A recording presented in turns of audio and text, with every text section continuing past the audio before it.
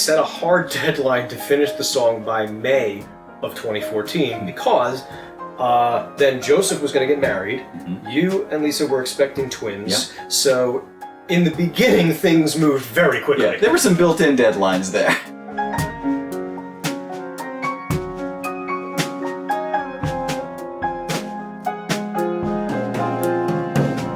We had that grand piano at Sound Over Sound. That was another thing that was different too, is we actually wrote that song at Sound Over Sound. That didn't happen with any of the other tunes. Then we can just vary the speed up a little bit.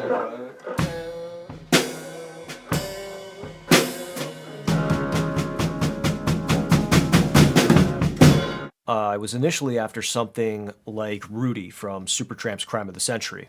When we were writing the song, Anthony was the lead player, and he's primarily influenced by Billy Joel, and that's an influence of mine as well. And I think the whole point of the day was just to kind of get out of the way of the music, just let the song write itself as much as possible. If that meant that we were going to default to things that were familiar to us, then I was okay going there with it. We wrote the entire structure in 8 hours. And most of that was done using a basic structure that I had in mind, and then jamming, rearranging the parts.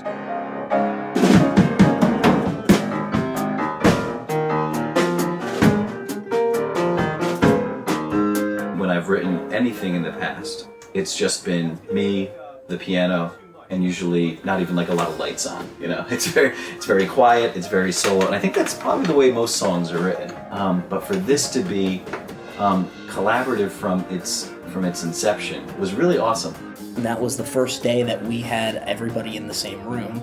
I think it started with just me, you, and Max, and of course John in the studio.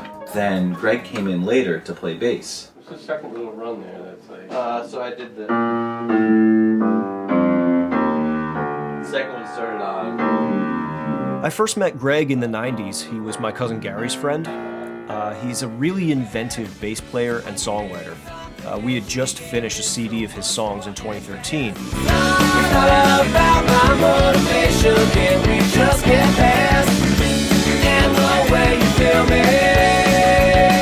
that was a blast.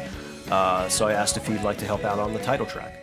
It's just simple. It's popping it, I guess. Taking out the extra. It's like such a...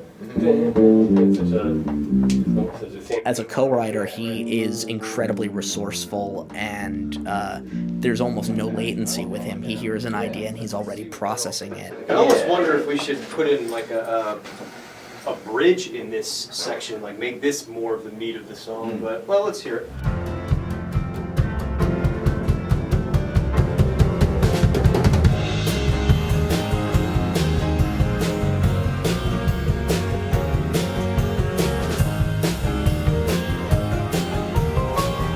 It was an exercise in detachment for me. I was more the tool than the artist in this case, and that kind of perspective can be incredibly valuable. Yeah, yes. From beginning to end, you guys got the idea down.